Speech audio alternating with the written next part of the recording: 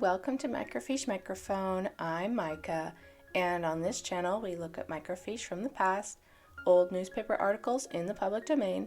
We look at them with our modern eyes, our modern perspective, and see what we can learn from them. On this Microfiche Time Capsule, we are looking back at the Ladies' Home Journal from March 1901, and this article is entitled The Anecdotal Side of Theodore Roosevelt, told in unpublished stories and anecdotes, especially contributed to the Ladies' Home Journal by his closest friends. This immediately caught my attention. I have not read it yet, but I think that this will be really fun to read because, I feel like this human side is so much more interesting than what you can read in your history books. And since Theodore Roosevelt was the current president in 1901, I think that this would be very relevant to the day, and it's something that I'm sure most of us have not heard. So I thought this would be really fun. So let's take a look. So first there's a couple of pictures. There is the Roosevelt summer home, family residence at Oyster Bay. L.I. What's L.I.? I'm not sure. And then there is Theodore Roosevelt Sr., father of the vice president. Oh, he was vice president at the time. You know what? That is an excellent point. I should probably Google it just to fact check myself. Theodore Roosevelt was the 26th president. He was born in 1858 and died in 1919. And he became president. Yeah, that's right. It's September 1901. Okay, so he wasn't yet president. He had just become vice president in March of 1901 under William McKinley. And then when McKinley was assassinated, he became president, I believe. So he didn't have a vice president at first, and then he was reelected and then had a vice president of Charles W. Fairbanks. Okay, so at the time of this article, he was the vice president and wasn't even the president yet. Interesting. I don't know that we pay as much attention to our vice presidents at the moment. The greatest surprise about Theodore Roosevelt is that he was a mere wisp of a boy, pale and puny, without health or strength. But he had a will, and determined to overcome his lack of physical vigor. His first reading was of the sturdy toilers of Scandinavia and the Northlands. Their hardihood, their deeds of might and valor inspired him, and he determined that he would be like them. Not once did he hesitate. He rode and swam and climbed and jumped, not alone for the pleasure, but to attain his end. And even disease could not resist such a will. If someone asked him to ride, he would walk. If he was sent on an errand across a river where he might sail, he rowed. He brought upon himself the hardest kind of exercise, and he kept persistently at it. He suffered, he persevered, he conquered. Then, when his muscles were like steel, he went into the boundless land where the very air is a combination of strength and freedom. Among the cowboys and coyotes, there he roofed the walls he had builded, and the house was finished and furnished.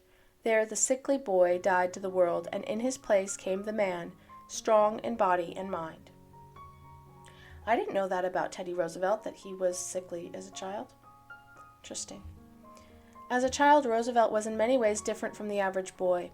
His lack of health and his intense suffering at times accounted largely for this, but his tastes were also responsible. The nursery rhymes that most appealed to him were those about animals. When he was 4 years old, he began to show a great interest in natural history, and as soon as he could read, he devoured every work on the subject that he could secure. Okay, natural history, I'm pretty sure, is considered biology. It's basically the study of animals,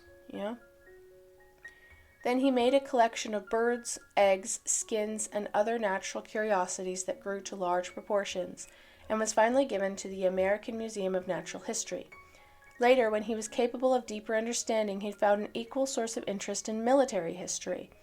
He reveled in long accounts of famous battles and wars, and it is said by those who best know him that he could now state the exact position of the contending forces, their strength and their movements throughout the fight in any of the greater battles of history that may be mentioned. If all the accounts of the Peloponnesian War were destroyed tomorrow, said one of his friends recently, I believe the colonel could rewrite it from memory in such a way that the world would have lost not one of the details. Interesting. I didn't know he was so well versed. During his childhood, Mr. Roosevelt was a source of pleasure and delight to his younger brother and sister. Despite his delicate health, he was a leader in all their games, and they always looked up to him. When he was not more than 6 years old, he entertained them day after day with stories of animals and adventure. His animals were made to speak and act like human beings, and his heroes were always men of great and overpowering strength. He thus showed at a very early age an intense admiration for the strong and powerful. During this period of his life, one of his greatest pleasures was to give lectures, which were remarkable for their grace and delivery. When Roosevelt was a little boy, he and a playmate used to walk together to a private school. Their way took them past a public school. One day, young Teddy appeared in a new sailor suit. This was too much for the public school boys. To them, the suit was a distinguishing mark of a dude. The sneering crowd planted itself across the sidewalk. Teddy and his chum, seeing trouble ahead, came on with fists clenched, and the battle began. A few minutes later, the dude and his companion went on their way, somewhat less tidy than when they started, but leaving behind them a tamed and a lame bunch of surprised boys. For a week there were daily fights with the same results. One morning, after an especially hard battle, young Roosevelt said to his friend, "Let's go around the block and come back to fight him again." Jeez. Okay.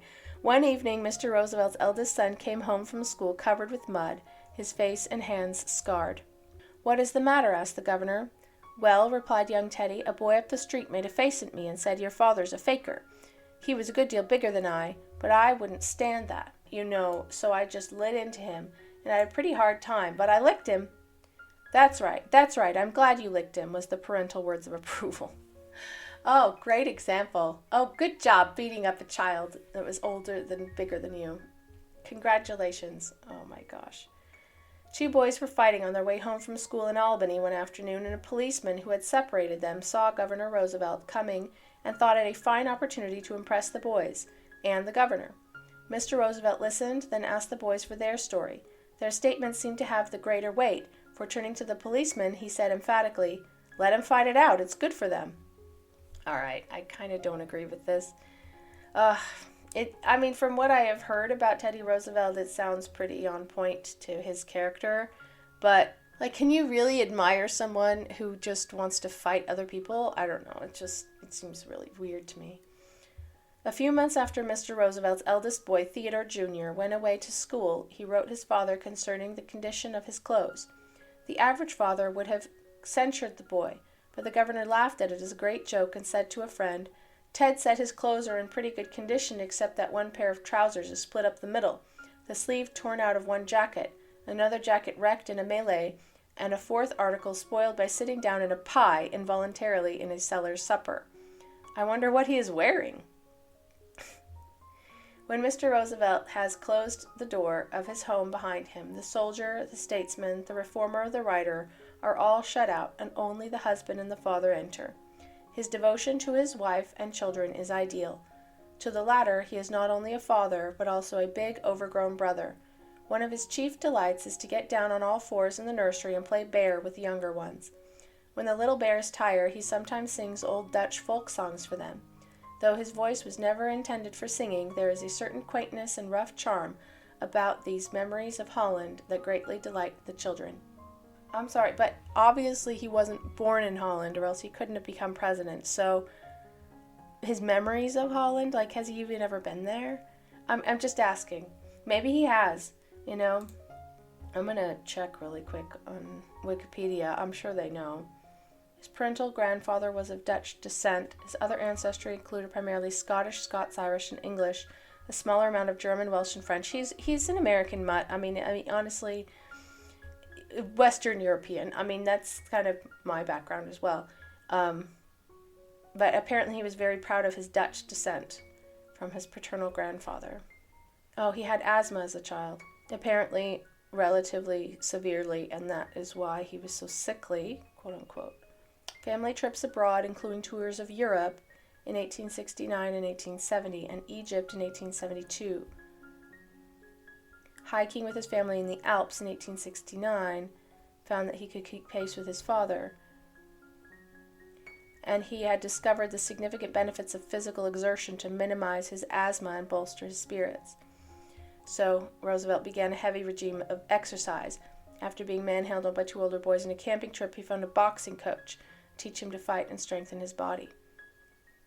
Interesting. Okay, so he probably has been to Holland briefly for a visit once.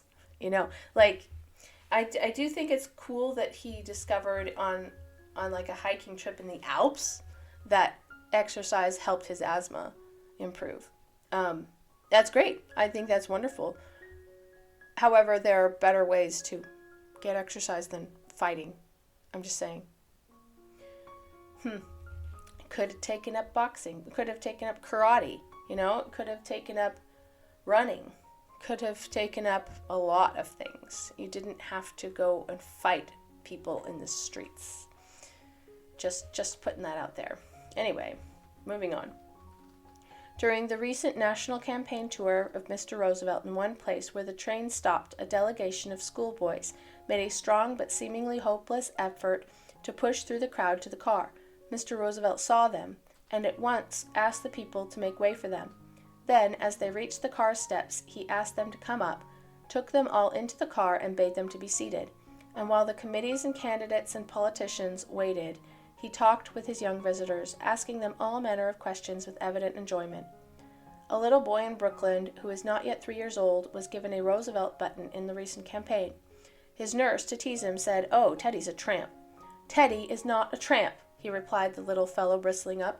"Teddy Roosevelt is a great gentleman and a great comfort to his mother." Okay.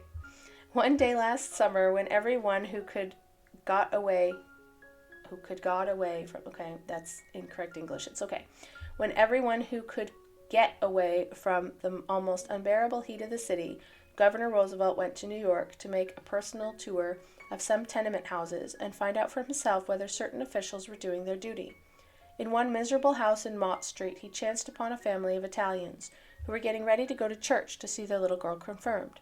The child, in her snow-white dress and veil, attracted the governor's attention. He asked her several questions and wished her good luck. When he had gone, the man who was with him told them who the little girl's admirer was. Words failed them. They stood and gazed in wonderment at one another, and that girl is now the most envied child in Mott Street, of course. "Come, take a gallop with me," said Governor Roosevelt, as he stood ready to mount his saddle horse to a visitor one day at his summer home. "No, thank you, I never ride," answered the visitor. "What do you do for exercise?" the governor asked. "Play tennis," said the friend. "Tennis," sniffed the governor. "Good heavens! Do you ever vary it with croquet?" And with a hearty laugh, he leaped on his horse. I don't understand that little anecdote. Clearly, he would prefer riding horses. That's fine. That's also good exercise. Improves your core strength and your leg strength. But, turning your nose up at someone who prefers tennis, and I don't understand him saying, "Do you ever vary it with croquet?" Well, that would be a variation, but it's not at all like tennis. So I'm not sure how you would, equate the two. But croquet is not an activity of, exercise. Croquet is more, of a game that you just enjoy playing. It's not physically taxing. Tennis, however, is. There's a lot of running. Ask Serena Williams, if it's keeping her fit, because, yeah, it is. I do like that Teddy Roosevelt was very much a friend of the children and of, the average people, basically. Yeah, I kind of see that. I could see that. Old rough and ready. Anyway, Roosevelt and Rain are firm friends. One day at the city hotel, Governor Roosevelt inquired of the clerk how far away was the house of a friend. 6 blocks was the answer. "Thanks," said the governor, and he started for the door. Outside, the rain was pouring in torrents. "1 minute, Governor," said the clerk. "Let me get you an umbrella." "No, thanks," answered the governor. "Why, the rain and I have been firm friends for over 30 years, my boy." And pulling his coat collar up, the governor sailed forth into one of the worst rainstorms of the year. While a hearty eater, Mr. Roosevelt cares only for the simplest food, preferring chops or beefsteak, hominy, milk, and rice pudding to more elaborate dishes. His dress is neat but severely plain. It is almost impossible for him to distinguish one tune from another, yet he never fails to bare his head when the Star-Spangled Banner is played. He can walk through a forest, however, and from its song can tell the name of each bird that pipes. Oh yeah, because he was interested in zoology, right? Yeah? Natural history. Mr. Roosevelt is the despair of photographers. Once in a while, he rushes into his favorite studio in New York City, wearing his everyday clothes, says he will sit for a picture, waits not for background scenery to be shifted or lights regulated, and insisted that the whole performance be ended as quickly as possible. One photographer who has taken many pictures of him asserts that of all the troublesome children he had ever photographed, none was so hard to handle as Teddy Roosevelt. Yeah, I could see that too. He's an impatient kind of a person, so he's not going to want to just sit for a picture. Yeah, kind of a get-it-done kind of dude. Yeah. He faces every issue squarely. Once, in writing of the ferocity of the grizzly bear, Governor Roosevelt noted the habit of a certain hunter to seek refuge in a tree when the animal charged, and parenthetically added, "I don't approve of this, however." Perhaps no clearer idea of the Vice President's methods of dealing with men and things could be given in an entire volume. He believes in facing things squarely. And I understood that grizzly bears can climb trees. I understood that's not really a safe place. I mean, am I wrong? Please correct me in the comments. So, I don't approve of this. Yeah, well, what are you going to do when you see a grizzly bear? Get out of its way, that's what you're going to do. So climbing up a tree isn't necessarily a bad idea, because then it would have to go out of its way to get up to you. But if it decided to climb the tree too, then you're in trouble. All right. The Vice President-elect never allows a minute to get away from him. When not occupied with affairs of state or literary duties, he reads or exercises. He does not care much for poetry, except perhaps Kipling's verse. He is fond of Dickens, and is intimate with the creator of Dooley. I don't know what that is. When he goes to his favorite bookstore in New York, he wanders among the shelves and tables until he finds what he wants. Not usually a very long time, and then leaves with it. This was one of the first places he went upon his return from the National Republican Convention, which nominated him for vice presidency. Upon his return from Philadelphia, he hurriedly ate his breakfast at a club, stopped in to see a friend who was ill, and then went on to the shop, where he bought a Life of Charlemagne, which he began to read on his way to the ferry.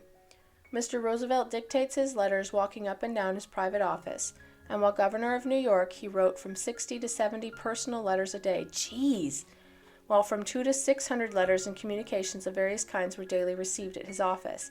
He never refuses a request for his autograph, and always keeps on hand a large stock written in spare moments. He always finds time to inscribe his name or a sentiment in an autograph album. In one, a boy's, he wrote, "Be brave and honest, be fearless and tender, and have common sense." That's sweet.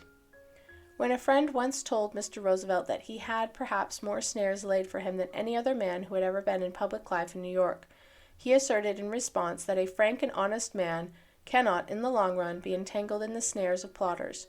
No one is readier to listen to any man who really has something to say than Mr. Roosevelt, but he wants the speaker to be direct. A caller, who was once admitted to him, began to tell how he admired him. "That's all right," snapped the Governor Roosevelt, cutting short his visitor. "Now, never mind about that. Just come to the point and say what you came to say." He is a get-it-done kind of guy, isn't he? His secret for keeping out of trouble. Now, how in the world can he say that he has kept out of trouble in his life? Considering how many times he got beaten up or how many times he beat up other people. Oh yeah, I'm going to take this guy's advice for keeping out of trouble. Alright, well, let's read it anyway. Theodore Roosevelt frequently attends the Dutch Reformed Church, but his real religion is perhaps most clearly defined through an incident of his visit to a big ranch in Wyoming, one Sunday during late national political canvass.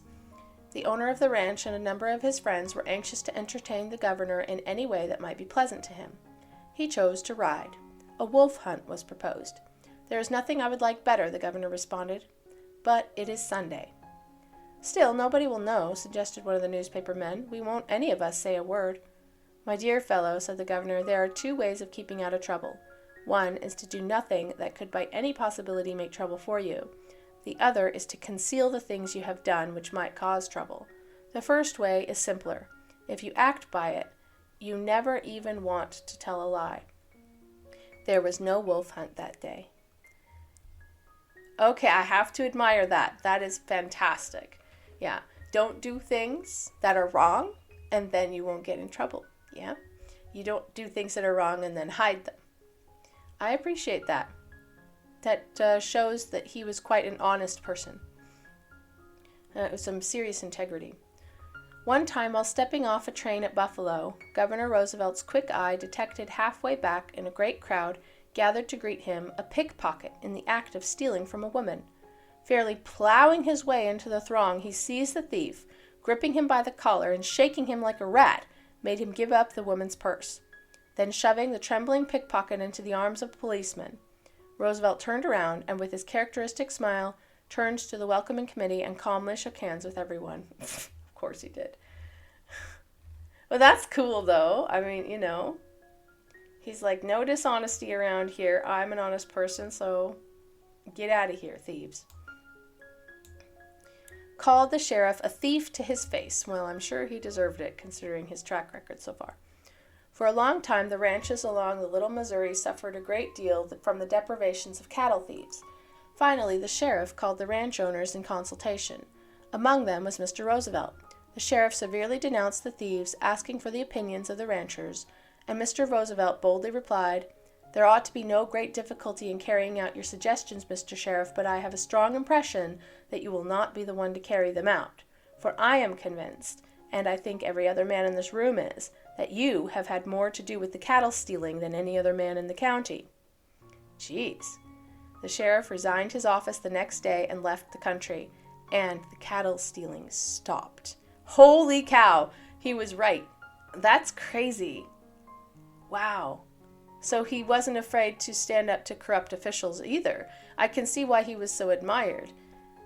Even if his methods, are a little off-putting. You have to admire, the sentiment and the conviction behind it. While the vice president-elect was living in the far west, his ranch adjoined that of the Marquis de Moore, a Frenchman. One day, Mr. Roosevelt was told that the Marquis had publicly made some disparaging remarks about him and had finished by saying that he intended to kill him. Jeez, it's a little harsh. As soon as he heard this, Mr. Roosevelt got on a pony and galloped over to the Marquis's house, and entering, told the nobleman that he understood he had expressed a desire to shoot him the next time he saw him, so he had come over to give him the opportunity at once. The Marquis was very much surprised, and the affair ended by their becoming good friends. Wow. That's a way to stand up to bullies. Governor Roosevelt, in speaking once of his experiences in the far west, made this confession: I am not nearly so fond of bronco busting and riding wild horses as some persons might have you think. It wasn't because I liked that kind of work that I did it, but I always took just what came, and if it happened to be the wildest animal in the bunch, I got on and stayed on, too, for when I got on, I made up my mind to stay, and I have yet to see the bronco that could make me give in. Yeah, okay. I could see that, especially living on a ranch for so long. Thrashed the bad man of Wibaux. I'm assuming that's how it's pronounced. I'm not actually sure. An old man by the name of Brophy of Wibaux, just across the river from Medora, North Dakota, recalls one of Mr. Roosevelt's thrilling experiences. One day, when it was snowing like it was sure never to stop, Four Eyes, as Mr. Roosevelt's western neighbors called him, who'd been out after lost cattle, came into the hotel. There was a bad man in that place, and he was looking for somebody to pick on. Four Eyes looked to him to be the person. That's so weird. They're because he wears glasses, Of course, he's got to be not very strong. That's ridiculous, especially considering this is Teddy Roosevelt we're talking about. Jeez. "Here, you," he says, ugly to him. "Take a drink." "No thanks," says Four Eyes, smiling all over. "Don't want a drink." "You gotta drink," says Mr. Badman. "Guess not," said Four Eyes, still grinning. "I say you have," says Mr. Badman, pulling his gun. Four Eyes lets out his fist faster than ever I seen a man's fist move in my life and caught Mr. Badman right between the eyes. The gun went off into the ceiling. Badman, he fell over backward and went to sleep. Went to sleep, huh? Sounds to me like he got knocked out. "Where was I shot?" he says, the first thing when he came to. It took us half a day to convince him that all he'd been shot with was a tenderfoot's fist. On one of the first unannounced midnight tours of police beats that Mr. Roosevelt made after becoming a member of the New York Police Board and its president, he found in a district where there should have been 20 patrolmen only one, and he was asleep. The commissioner shook him vigorously to awaken him and sharply inquired, Is this your time for sleeping? The patrolman, of course, did not know his questioner. That's none of your business, he said savagely. Then I'll make it my business, said Mr. Roosevelt. You report at headquarters at 9 o'clock this morning. Ask for the president of the board. Who is that smart man? Asked the patrolman of the man who accompanied the commissioner on these tours. That's Theodore Roosevelt, was the answer. Pale and trembling, the patrolman appeared at headquarters. After giving him a severe lecture, Mr. Roosevelt said, Now, I won't give any patrolman an opportunity to say I took an unfair advantage of him. I'll give you one more trial, but the next time I catch you asleep, you'll go. Yeah, it makes sense to me. Although why there was only one instead of 20 is another point that needed to be addressed. But that he punched someone in the face, but he was being threatened by a gun. So I guess, I don't know, like the quote-unquote bad man who was, telling him that he needed to drink, and because he didn't want to drink alcohol, he pulled out his gun. Like, that's a little bit harsh, and it's a little bit ridiculous. Like, why do people want to force other people to drink? I will never understand that. It doesn't matter how long I live, I will never understand that. And so Teddy Roosevelt punched him in the face and knocked him out. Like, that's crazy. I don't know. I've never seen anybody punch so hard that they were knocked out. I guess it's possible, but that's really crazy. All right. Taught Albany hotel keepers a lesson. The colored baritone of St. George's Church in New York City, a Mr. Burley, went to Albany one day to sing at a private musical. After it was over, the baritone went to a nearby hotel, but was refused admittance because of his color. Oh, it does say the colored baritone. Okay, sorry, my bad. I didn't really catch that. I think that I was thinking it was some sort of description of the way he sings. It's very colorful, I don't know, my bad. Woo, that's embarrassing. Okay. 4 other hotels were unwilling to receive him. Coming back to the house where he had sung, he explained his predicament. Governor Roosevelt, who had been one of the guests, heard the conversation. What's that? He roared. Here, Burley, you come with me. I'll see to it that you get a bed. He drove to his own home, gave the singer the best guest room in the house, and saw to it before he went to bed that every Albany newspaper would announce the next morning that Mr. Burley had been a guest at the Executive Mansion. Prior to the time that Mr. Roosevelt was made president of the New York Police Board, no provision had ever been made for policemen who ruined their uniforms in rescuing persons from drowning.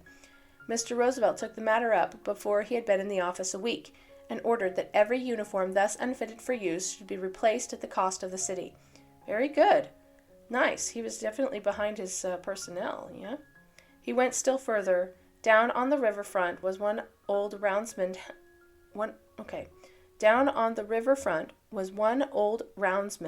who had been in the service for many years, and during that time had saved 29 persons from drowning. He was at once made a sergeant, and, as if to celebrate the promotion, he saved his 30th life the next week. Nice. I like that he was behind the people, if people were under his responsibility, he was like, I'll support you, I'll take care of you, it'll be fine. As long as you do your duty, it's all good. And people were rewarded based on merit. I respect that. I can definitely respect that. Soon after he went to Albany as governor, Roosevelt called in one of the oldest newspaper correspondents there and asked what had been the custom of former governors in regard to the newspaper men.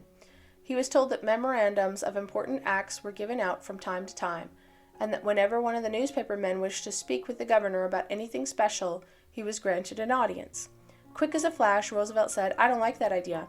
I think it would be better to see all the newspaper men twice a day and tell them things they should not publish, as well as things they may. The correspondent argued that this would be rather dangerous, that if the governor took all the men into his confidence, he might have occasion to regret it. I'll try it anyway, said Roosevelt. I believe most men are honest. I like that. So during his term as governor, every morning at 11 and every afternoon at 5 o'clock, the 20 or 30 newspaper men were granted an audience, and after the routine things had been disposed of, were allowed to ask questions, and no matter how personal these might be, they were answered. Often they were of such importance that a premature statement might have caused endless trouble. Roosevelt's frank way of dealing with the men, however, seemed to be reflected in their treatment of him, and not once did he have cause to withhold the most personal information from any of them. Nice! I like that. He had a lot of faith in people, yeah? He's just like, no, invite them all in, and I'll tell them anything they want to know, and I'll let them know if there's anything I don't want published. Like, okay, there you go. I don't think that could be done today, but I'm impressed that it worked back then. Yeah?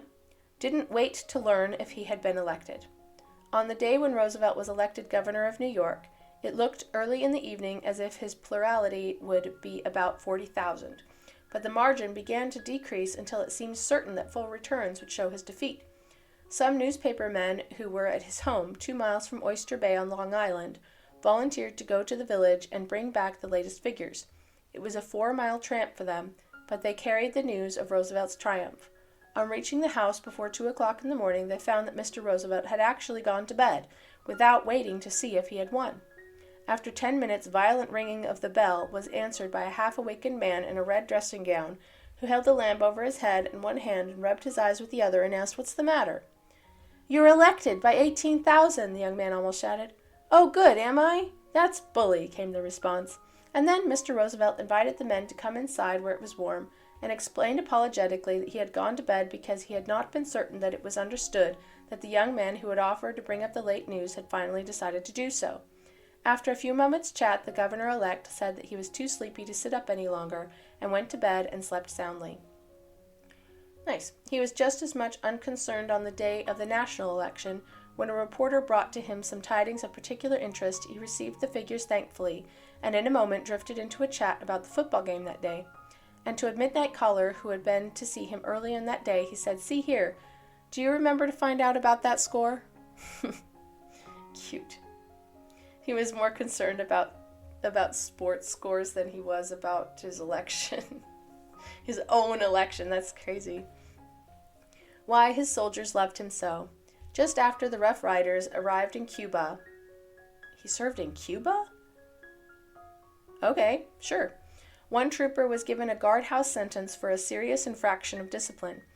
At this time, the guardhouse consisted of a private with a gun slung over his shoulder who followed the prisoner around wherever he went. When the order came to go forward and the engagement which ended in the famous ascent of San Juan Hill began. Oh yeah, I have heard of that. Okay, my bad. This prisoner went to the colonel and begged to be left off long enough to take part in the fight. The colonel bit his lip and said, "All right, I will suspend your sentence during the action. There is no man in the regiment I would rather see shot." Great. One day last fall, at a little western town, a big brown-skinned cowboy jumped aboard Mr. Roosevelt's private car, and pushing past the men who stood between him and the governor, grasped him with both hands and said, "Bless me, but I'm glad to see you, Colonel." Roosevelt returned his greeting in very much the same way, and then turning to a friend said, "This is the man I was telling you about the other day." "What?" exclaimed the cowboy. "You haven't been telling that story about us at Santiago?" "Yes," answered the governor. The Westerner turned to Roosevelt's friend. "Maybe he didn't tell you all of it. Maybe he didn't tell you that night when we was lying in the trenches in the rain, he came out from his tent and gave me his blanket. And maybe he didn't tell you that he took off his poncho and gave that to another man." Nice. A tinge of red overspread the governor's cheek, and he said, "Why, did I really? Did I do that? I had forgotten all about it." A newspaper correspondent who had been through the Spanish-American War on board of one of the American battleships was asked by the New York legislature to relate his experiences. His talk was illustrated with many pictures taken by himself. Governor Roosevelt introduced the newspaper man, and while the lecture proceeded, he sat on a desk nearby and applauded frequently. In his narrative, the speaker did not once refer to himself in any way that might have led a stranger to think that he had seen the incidents described. At the close of the lecture, the governor arose and said, "I want you to know that this young man was in the engagement he has described, and I want to say that the man who has the courage to take photographs while the battle like that is going on is as brave as any other." Yeah, no, that's definitely true. You don't think about that, like battlefield photographers. Like they were as much in the line of fire as anybody else. So I have to admire their courage, that's for sure. Scared the railroader into a faint.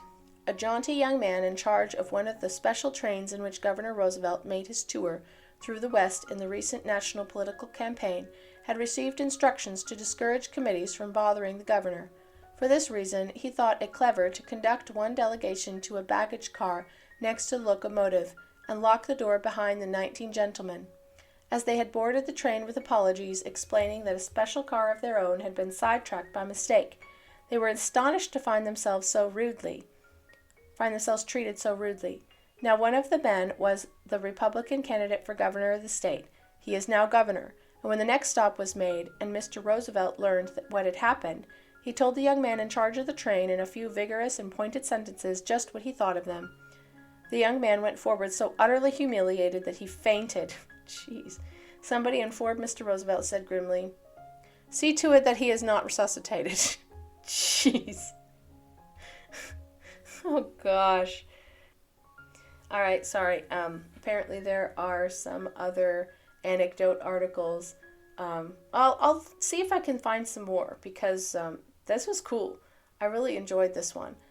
Kind of a lot of random details like thrown in there, but I learned a lot about him. I always think of Teddy Roosevelt as like a rancher, kind of a cowboy. But honestly, he didn't work on a ranch that long. I mean, if you look back at it, like he spent a lot of time in New York. That's not really known for its ranching, living on Long Island. Yeah, very ranch-like there. No, it's not. It's just interesting to me that we associate him with riding horses and, driving cattle and stuff, but like he definitely didn't. All right, here's a picture of Honorable Theodore Roosevelt from the latest photograph of the Vice President. And there's a picture of Mrs. Theodore Roosevelt. I don't actually know her name. I'll have to look it up because I think that calling her Mrs. Theodore Roosevelt is ridiculous. Edith Caro. They were married in 1886.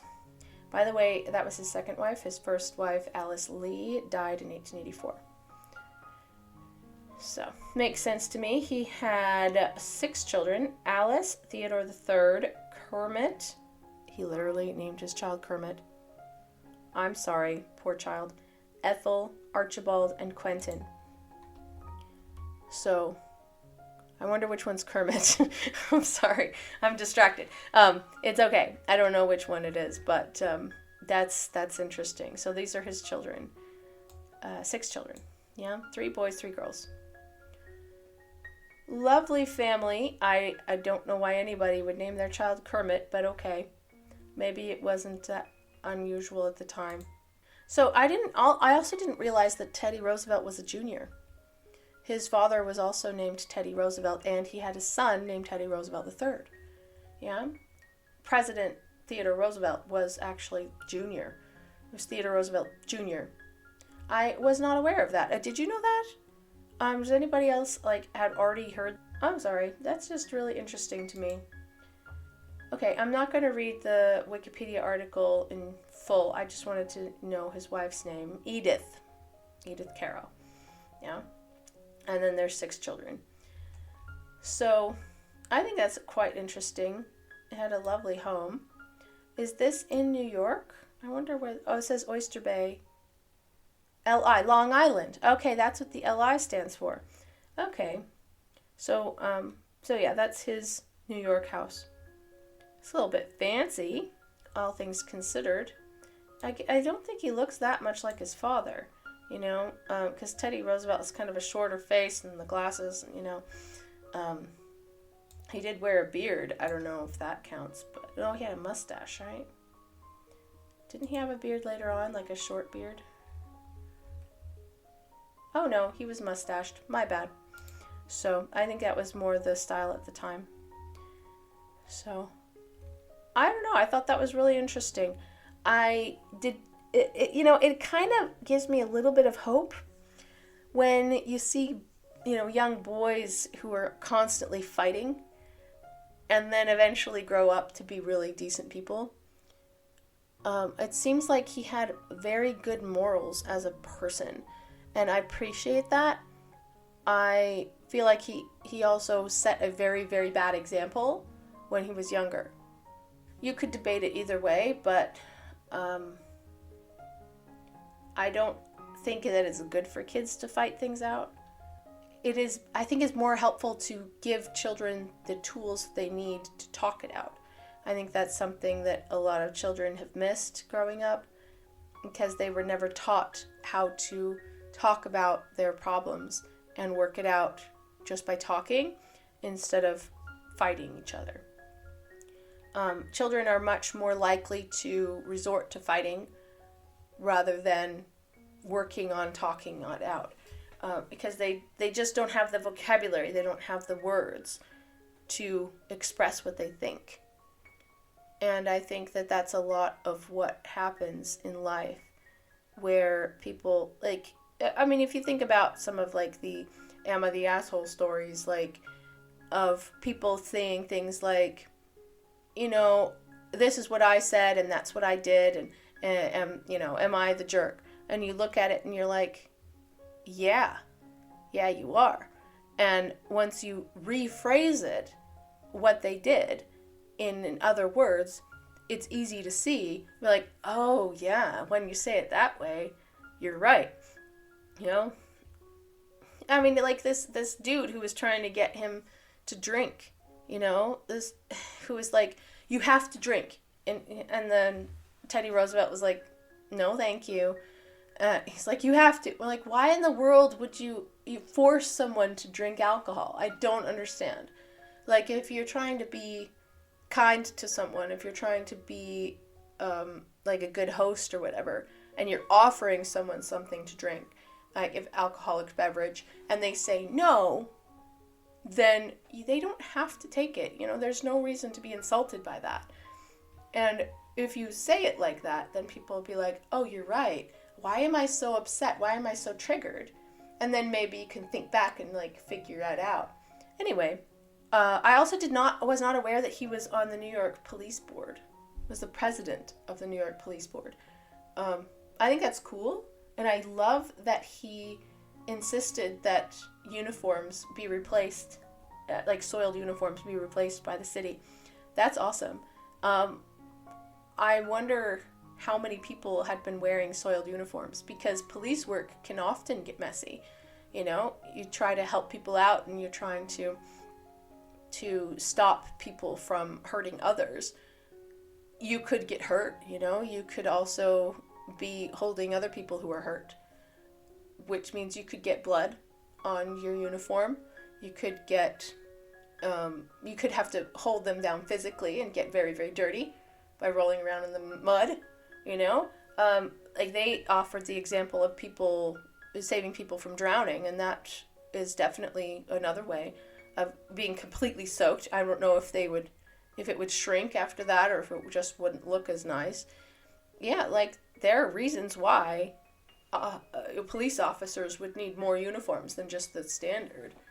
So I love that Teddy Roosevelt went to bat for them and said, no, that has to be paid for by the state. Because you clearly are saving people's lives, you're helping people, serve and protect and all that. So why wouldn't they pay for a new uniform? Yeah. And it seems like he was a very fair person.